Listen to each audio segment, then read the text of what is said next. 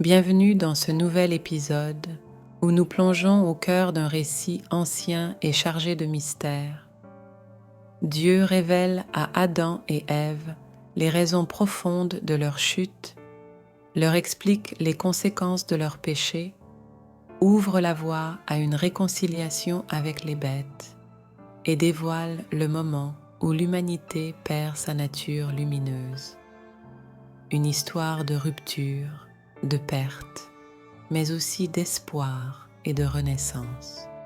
La chute et la miséricorde divine.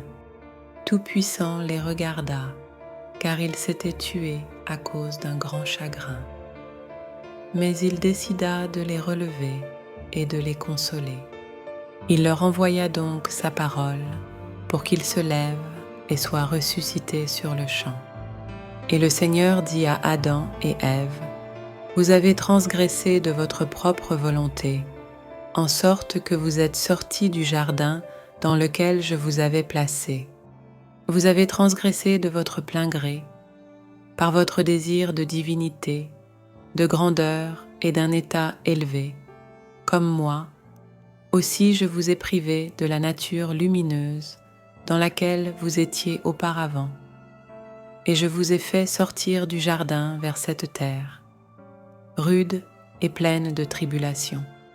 Si seulement vous n'aviez pas transgressé mon commandement, mais observé ma loi, et si seulement vous n'aviez pas mangé du fruit de l'arbre dont je vous avais dit de ne pas vous approcher. Pourtant, il y avait dans le jardin des arbres fruitiers meilleurs que celui-là. Mais le méchant Satan, qui n'a pas persévéré dans son premier état et qui n'a pas gardé la foi, en qui il n'y avait aucune bonne intention à mon égard, et qui, bien que je l'ai créé, m'a mis à l'écart et a cherché la divinité, de sorte que je l'ai précipité des cieux. C'est lui qui, par son écoute, a fait paraître l'arbre agréable à vos yeux, au point que vous en ayez mangé. C'est ainsi que vous avez transgressé mon commandement, et c'est pourquoi j'ai fait venir sur vous toutes ces douleurs. Je suis tout-puissant, le Créateur, qui, lorsque j'ai créé mes créatures, n'avait pas l'intention de les détruire. Mais quand celles-ci attisent fortement ma colère, je les punis par des fléaux douloureux jusqu'à ce qu'elles se repentent. Mais si, en revanche, elles continuent à s'endurcir dans leur transgression, elles seront à jamais frappées de malédiction. Quand Adam et Ève entendirent ces paroles de Tout-Puissant, ils pleurèrent et sanglotèrent encore davantage. Mais ils raffermirent leur amour en Tout-Puissant, car ils ressentaient maintenant que le Seigneur était pour eux comme un père et une mère. Et c'est pour cette raison même qu'ils pleurèrent devant lui et qu'ils implorèrent sa miséricorde. Tout-Puissant eut pitié d'eux et dit: « Ô Adam, j'ai fait mon alliance avec toi et je ne m'en détournerai pas.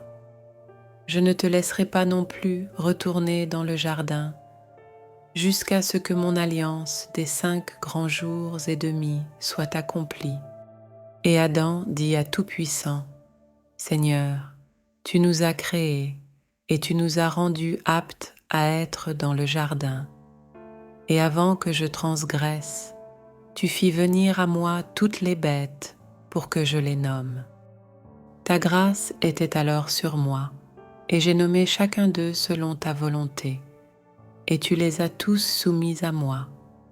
Ô Seigneur Tout-Puissant, depuis que j'ai transgressé ton commandement, toutes les bêtes s'élèvent contre moi et veulent me dévorer, moi et Ève, ta servante, et elles vont retrancher notre vie de la surface de la terre.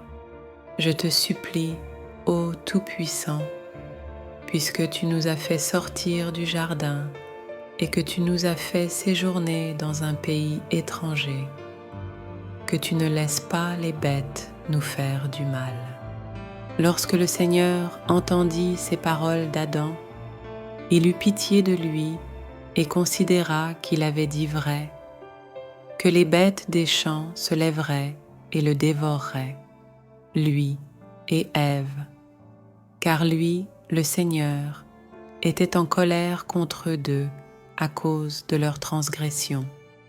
Tout-Puissant ordonna aux bêtes, aux oiseaux et à tout ce qui se déplace sur la terre de venir vers Adam et de lui être familier, et de ne pas le faire souffrir, lui et Ève, ni d'ailleurs aucun des bons et des justes parmi leur postérité. Alors les bêtes se prosternèrent devant Adam selon le commandement de Tout-Puissant, sauf le serpent contre lequel Tout-Puissant s'est irrité. Il ne vint pas à Adam avec les autres bêtes. Adam éploré dit: Ô Tout-Puissant, lorsque nous habitions dans le jardin et que nos cœurs étaient élevés, nous voyions les anges qui chantaient des louanges dans les cieux. Mais maintenant, nous ne voyons plus comme nous avions l'habitude de le faire. Car lorsque nous sommes entrés dans la caverne, toute la création s'est cachée devant nous.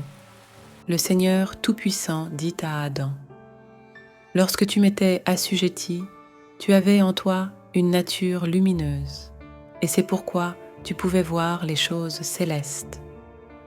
Mais après ta transgression, ta nature lumineuse te fut retirée, et il ne t'a pas été laissé de voir au loin, mais seulement de près, selon la capacité de la chair, car elle est bestiale.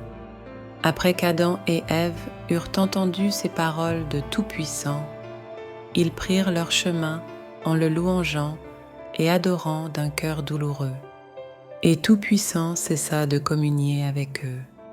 Dans le prochain épisode, alors qu'Adam et Ève, épuisés, sont entraînés par les courants, un souvenir du jardin d'Éden refait surface. L'eau qui autrefois nourrissait la vie pourrait bien, cette fois, leur ôter tout espoir ou les conduire vers une révélation inattendue.